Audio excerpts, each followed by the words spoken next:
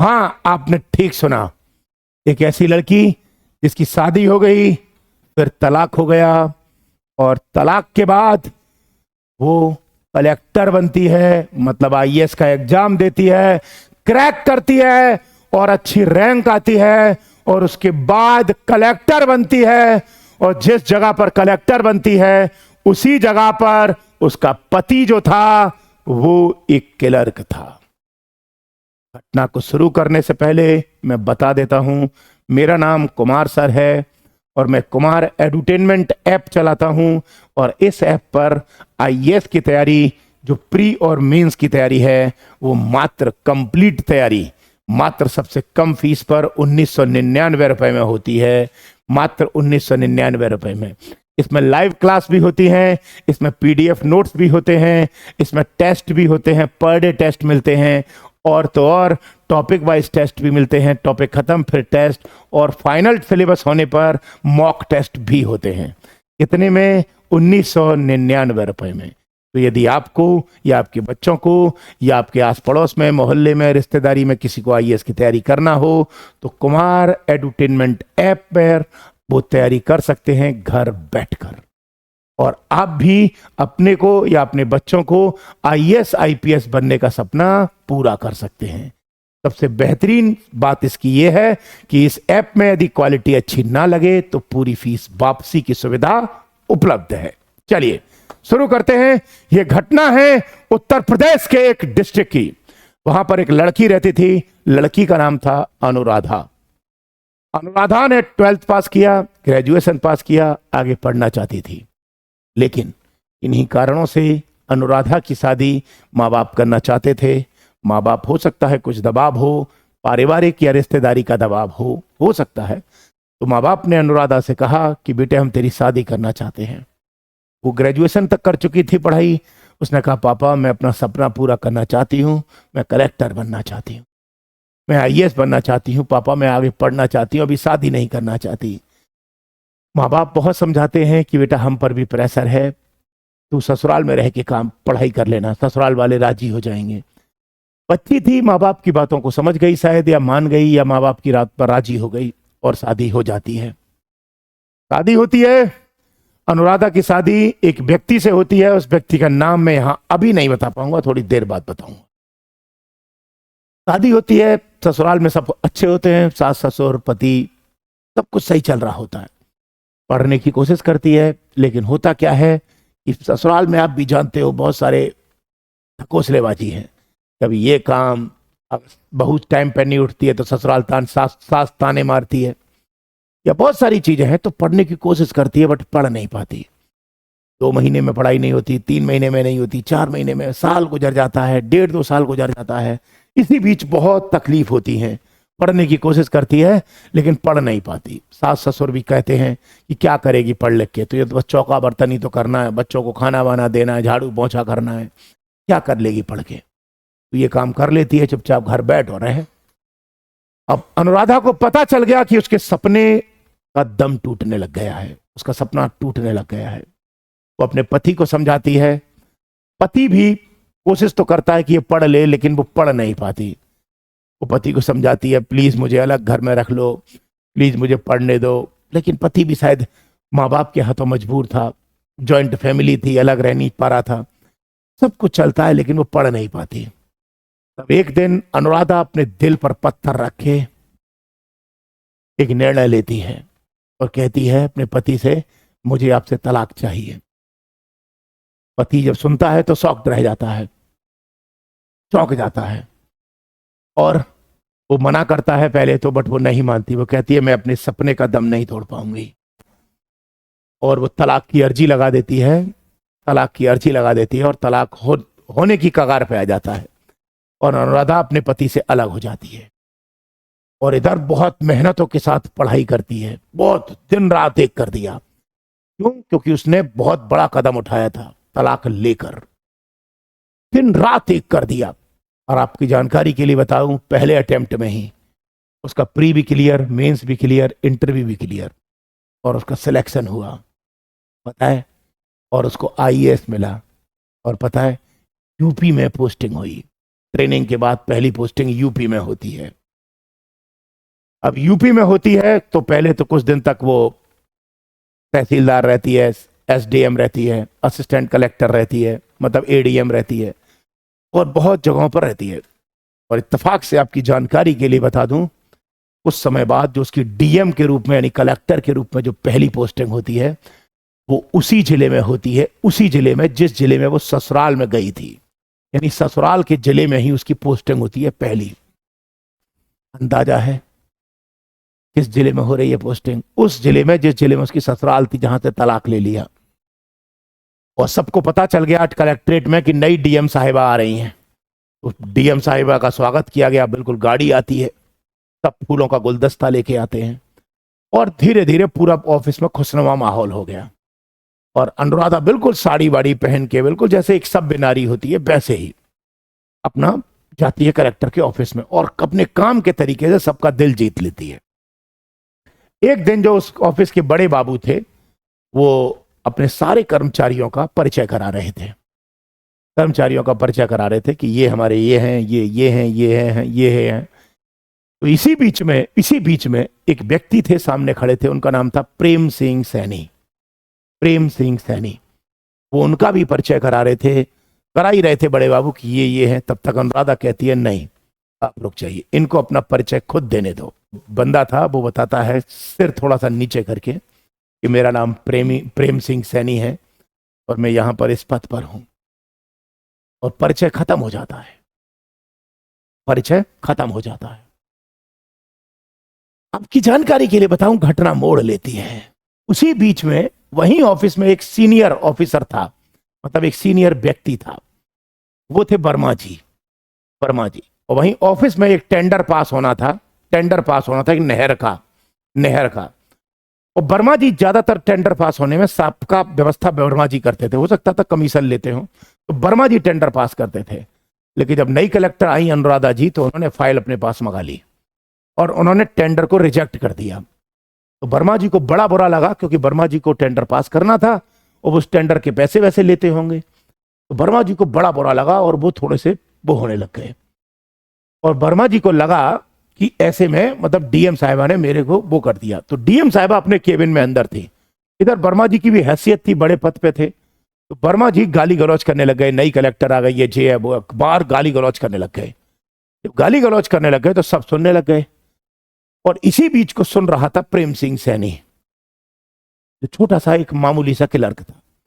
वो जब सुन रहा था तो वो पहले वर्मा जी से कहता है कि आप कलेक्टर साहिबा को गाली क्यों दे रहे हो? तो वर्मा जी और गाली देते हैं मां बहन की कलेक्टर को, और कलेक्टर सुन नहीं रही क्योंकि वो अपने केबिन में थी। प्रेम सिंह सैनी सुन रहा था कि वो कलेक्टर को गाली दे रहे हैं। तो प्रेम सिंह सैनी उनको पहले तो मना करता है, और जब नहीं मानते वर्मा जी, तो वर्मा जी को हाथापाई पे उतर आते हैं। वो वर्मा जी को पहले रोकता है कि गाली मत दो, लेकिन वर्मा जी चूंकि सीनियर थे और एक क्लर्क उनसे बात कर रहा है, तो वर्मा जी उसके कान पे 2-4 मार देते हैं और हाथापाई पे उतर आते हैं। और जब हाथापाई पे उतर आते हैं तो लड़ाई की घटना जो थी कलेक्ट्रेट में पहुंच गई, डीएम साहिबा के पास पहुंच गई।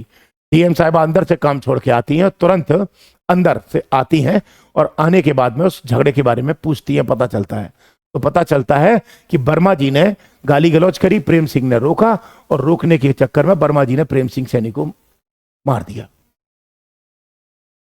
अब बड़े बाबू से कलेक्टर साहिबा कहते हैं कि प्रेम सिंह सैनी को अंदर भेजो। प्रेम सिंह सैनी अंदर पहुंचते हैं तो कलेक्टर साहिबा कहती हैं कि वर्मा जी से बोलने की क्या जरूरत थी? तो प्रेम सिंह सैनी कहता है कि मैडम मैं आपके बारे में सुन नहीं सकता। कलेक्टर कहती है जो बोल रहा था वो मुझे बोल रहा था, तुम्हें नहीं। मैडम मैं आपके बारे में बुरा नहीं सुन सकता, मैं आपके बारे में गाली नहीं सुन सकता। और प्रेम सिंह सैनी वहां पर रो जाता। पता है क्यों रोता है? क्योंकि प्रेम सिंह सैनी कोई और नहीं था, वो कलेक्टर साहिबा का वो पति था जो तलाक से अलग हो चुका है, तलाक से अलग हो चुका है। और कलेक्टर साहिबा कहती है ये तुम्हारा घर नहीं है, ये ऑफिस है, ऑफिस में मर्यादा के साथ रहे। और वो वहां से चला जाता है। 2-3 दिन बाद कलेक्टर में एक कैबिनेट मिनिस्टर आने वाले थे, और कैबिनेट मिनिस्टर की विजिट होने वाली थी। कलेक्टर में पूरी तैयारी हो चुकी थी, 2:30 बजे कैबिनेट मिनिस्टर को आना था। सारे अधिकारी कलेक्टर वगैरह सब तैयार हैं, लेकिन पता चला उस दिन प्रेम सिंह सैनी नहीं आया। मैडम ने पूछा बड़े बाबू से कि प्रेम सिंह सैनी क्यों नहीं आया। बड़े बाबू ने पता किया, फोन किया तो पता चला कल एक रात में एक घटना हुई है जिसमें कुछ गुंडों ने प्रेम सिंह सैनी को मारा है और उससे उसके चोट लग गई है और वो प्राइवेट हॉस्पिटल में एडमिट है। जैसे ही बड़े बाबू को पता चला, बड़ा बाबू तुरंत कलेक्टर साहिबा को बताते हैं कि प्रेम सिंह सैनी को कुछ गुंडों ने मारा है और वो हॉस्पिटल में एडमिट है। और इधर कैबिनेट मिनिस्टर आ रहे हैं। मैडम तुरंत कहती हैं कि बड़े बाबू से कि आप मीटिंग देख लो, आप मिनिस्टर साहब आ रहे हैं उनको देख लेना, मुझे हॉस्पिटल जाना है, गाड़ी निकालो। और जब बाबू कहते हैं बड़े बाबू कि मैडम कैबिनेट साहब आ रहे हैं, मिनिस्टर आ रहे हैं, बुरा मान जाएंगे, गुस्सा हो जाएंगे, आप नहीं मिलेंगी तो। उन्होंने कहा कोई बात नहीं, मैं देख लूंगी। और पूरी कलेक्टर की गाड़ी जिसमें डीएम साहिबा पीछे, एक गनर और एक ड्राइवर बैठे हैं और पहुंचते हैं हॉस्पिटल।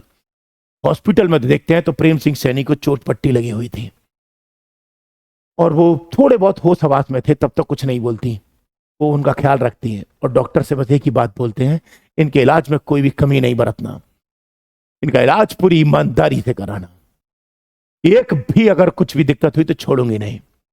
कलेक्टर का आदेश था, पूरा हॉस्पिटल कांप गया। इलाज में थोड़े थोड़े ठीक होते हैं, कुछ दिन बाद उनकी छुट्टी होती है, घर पे आते हैं। जब घर पे आते हैं तो बेड पे लेटे होते हैं और पास में दवाई रखी होती है, पानी का जग रखा होता है और शायद प्रेम सिंह सैनी के अब माता पिता इस दुनिया में नहीं थे।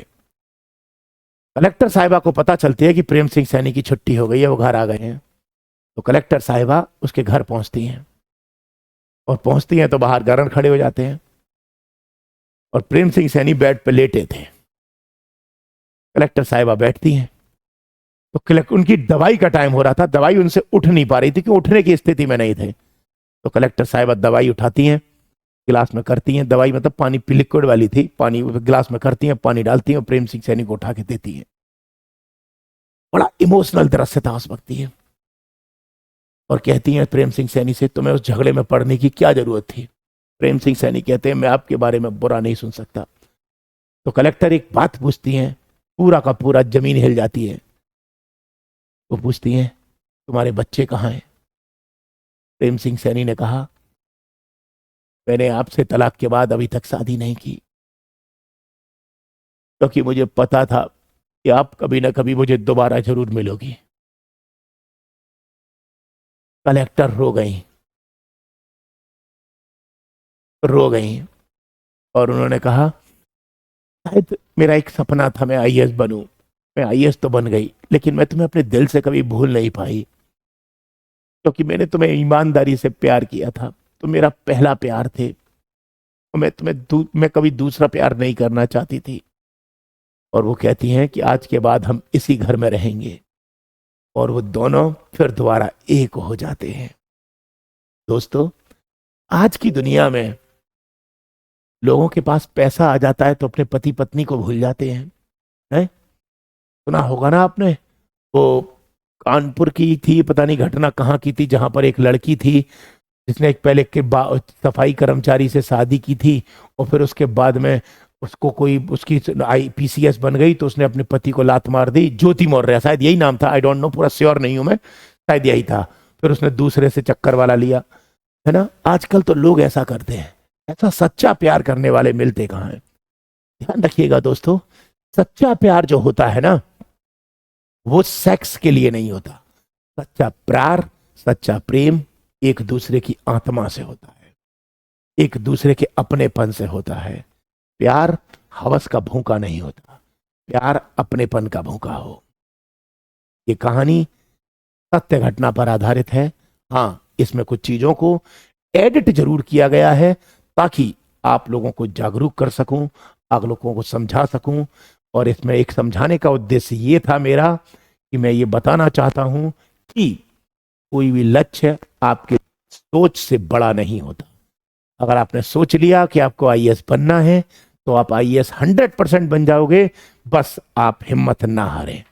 ध्यान रखिएगा, आप अगर आईएएस बनना चाहते हैं, आईपीएस बनना चाहते हैं तो कुमार सर, मतलब मैं कि कुमार एडुटेनमेंट ऐप हमेशा आपके साथ है। 1999 में कंप्लीट आईएएस की प्री और मेंस की तैयारी कराएंगे। जिस बच्चे के पास पैसे नहीं होंगे तो सिर्फ हम पैसे के लिए काम नहीं करते, उनको फ्री भी पढ़ाएंगे।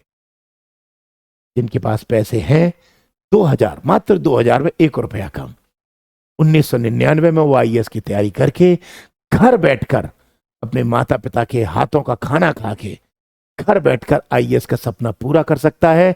उसे अब कहीं दिल्ली, पटना, इलाहाबाद, प्रयागराज, जयपुर जाकर तैयारी करने की जरूरत नहीं है। मोबाइल खोलो, कुमार एडुटेनमेंट ऐप डाउनलोड करो, रजिस्टर करके कोर्सेज में जाएंगे तो ऊपर से 2-3 कोर्स दे रखे हैं, उनमें है आईएएस फाउंडेशन 2025। रजिस्टर करके बाय करें और प्री मेंस की तैयारी क्वालिटेटिव तरीके से करें। ये बैच मेरा ड्रीम बैच है, इसमें से आईएएस नहीं निकालने, आईएएस की फौज निकालनी है। जल्द मिलेंगे, फिर मिलेंगे, तब तक के लिए जय हिंद।